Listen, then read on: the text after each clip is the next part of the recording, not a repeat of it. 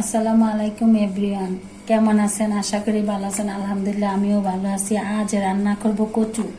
আর কচি এক মুঠা, একদম কচি লক লক করে, তার জন্য পাতা সহ নিয়েছি এক মুঠা কচু। কচুটা ইলিশ দিয়ে একটা লাড়া রান্না করব। আমরা শাকও বলি, কেউ কেউ লাড়া বলে। কচুর লাড়া রান্না করব। তার জন্য পেঁয়াজ কুচি করে নিয়েছি, কাঁচামরিচ কুচি করে নিয়েছি, ইলিশ মাছটা ভালো করে ধুয়ে কেটে কেটে পরিষ্কার করে নিয়েছি। কিভাবে রান্নাটা করব আপনাদের সাথে শেয়ার করতেছি। চুলার উপর কড়াইটা বসিয়ে দিয়েছি। কচুটা একটু ভাপ দিয়ে নেই,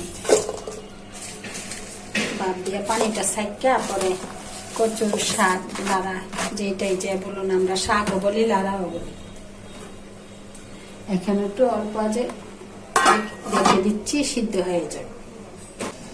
বোনেরা দেখি কচুটা, আইরে কচু দিয়ে অল্প একটু হয়ে গেছে। হ্যাঁ বাপরে, একে নরম, লক লক হয়ে গেছে কচি রে। সেই টেস্টি বাস কেমন রান্না গুলা দেখি। কচুটা ছাইকা নেই।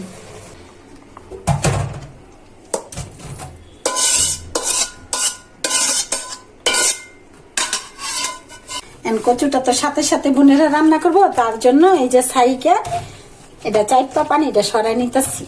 পানিটা না আসলে তো আবার গলাই ধরবে। অনেক কচু ধরে না, কিন্তু আমি সবসময় এরকম চাইপা চুপা পানি ফালাইনি। কড়াইটা গরম হয়ে গেছে, তেলটা দিয়ে দিচ্ছি।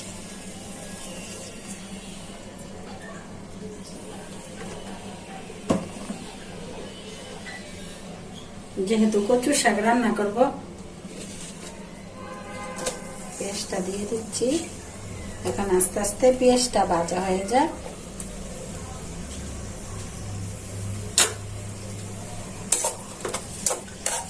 আর গরম তো না, কি অস্থিরতা। আর এই কচু শাকটা বোনেরা ইলিশ মাছ দিয়ে রান্না করলে সেই গরম ভাতের সাথে খেলে আর কিছুই লাগে না, একটু শাক দিয়ে খেয়ে উঠতে পারবেন।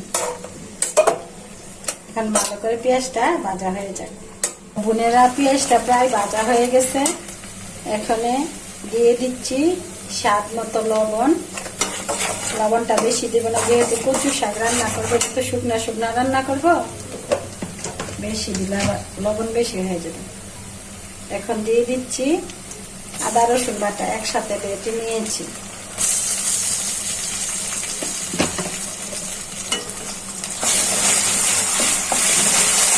আর কচু শাকের মধ্যে রসুন একটু বেশি দিতে হয়, তাহলে ভালো লাগে, গলায় ধরে না। আর মশলাগুলো যেন পুড়ে না যায়, একটু হালকা ঝুল দিয়ে দিচ্ছি। এখন একে একে মশলাগুলো দিয়ে দিব। দিয়ে দিচ্ছি পরিমাণ মতো মরিচের গুঁড়া, দিয়ে দিচ্ছি পরিমাণ মতো হলুদের গুঁড়া, দিয়ে দিচ্ছি পরিমাণ মতো জিরার গুঁড়া, দিয়ে দিচ্ছি পরিমাণ মতো ধনিয়া গুঁড়া। এটাতে ধনিয়া পাতা দিব না, তার জন্য গুঁড়া দিয়েছি। দিয়ে দিচ্ছি ফালি করা কাঁচামরিচ। এখন ভালো করে মশলাটা কষিয়ে নিই। ভালো করে মশলাটা কষানো হয়ে যাক, না হয় কাঁচা কাঁচা গন্ধ করবে। মাশাআল্লাহ কি সুন্দর কষানো হয়ে গেছে বোনেরা। আমি যেই কচুগুলো রান্না করবো, এগুলো তো গ্রামের বাড়িতে পুকুর পাড়ে জমির সাইডে এগুলো হয়ে থাকে। আমি ঢাকাতে থাকি আমরা, তার জন্য কিনা খাওয়া কচুটা আমার অনেক পছন্দ। আর ইলিশ মাছটা অনেক ভালো একটা ইলিশ, বুঝছেন, এটা একদম তরতাজা ইলিশ। আর এই ইলিশ মাছটা সেই গ্রাম।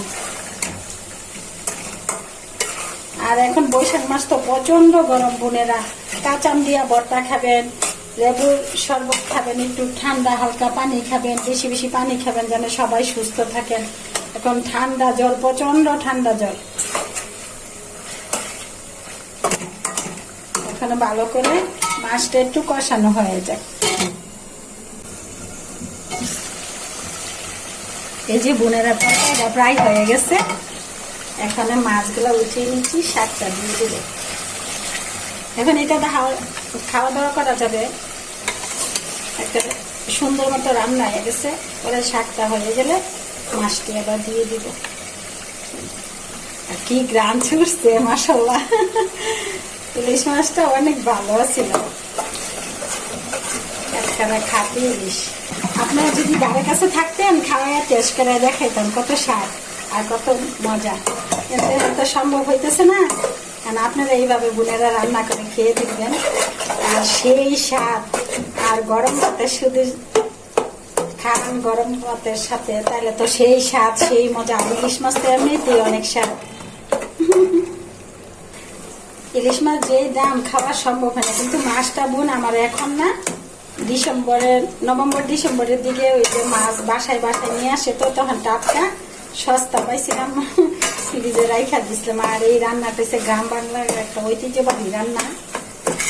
আমরা এটাকে কচু শাকও বলি, কচুর লাড়াও বলি। ভালো করে রান্নাটা হয়ে যাক বোনেরা।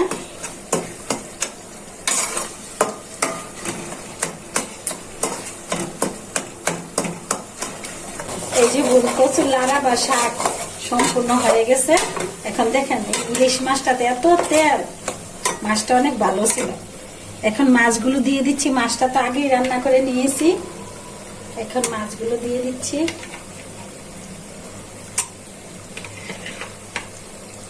মাছটাতে অনেক তেল উঠছে।